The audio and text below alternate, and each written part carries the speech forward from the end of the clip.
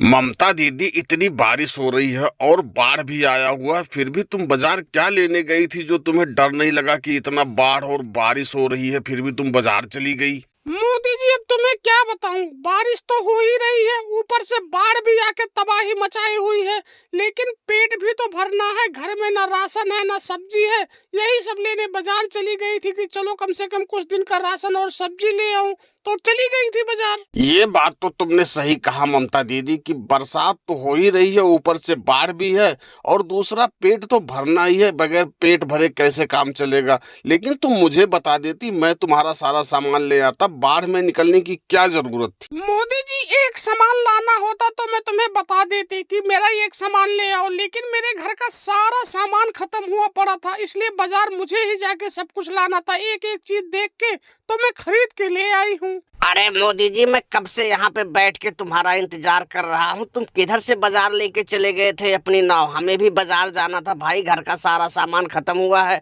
Mummy ने पूरा list बना के दिया हुआ सामान लाने के लिए, और तुम पता नहीं किधर से चले गए। कितनी देर से हम बैठ के इंतजार कर रहे हैं तुम्हारा। भैया राहुल, इस रास्ते से तो हमें नाव की सवारी मिल नहीं रही थी, इसलिए हम इधर से नहीं आए। उस रास्ते से मिल रही थी, दूसरे रास्ते से, तो हम उधर से चले गए सवारी भर के अपने नाव में।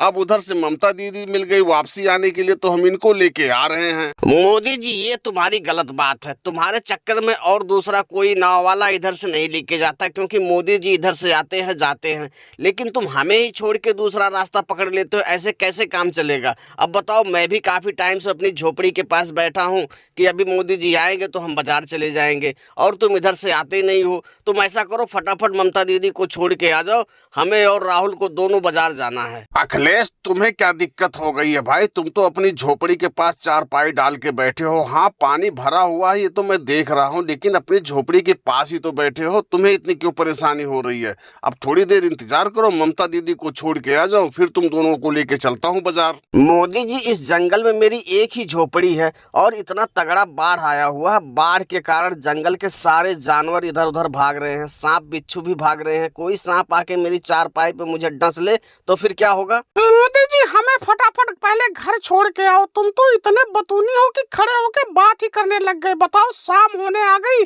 और तुम खड़े होके बात कर रहे हो।